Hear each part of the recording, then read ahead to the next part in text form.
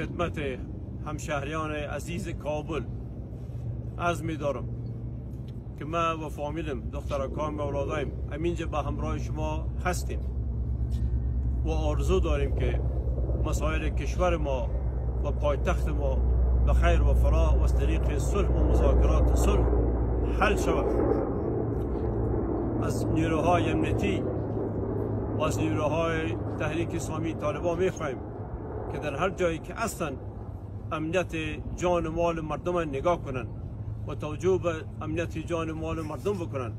هم نیروهای امنیتی ما هم نیروهای تحریک اسلامی طالبان و با مردم سلام میکنم که با آرامش در خانه های خود باشند.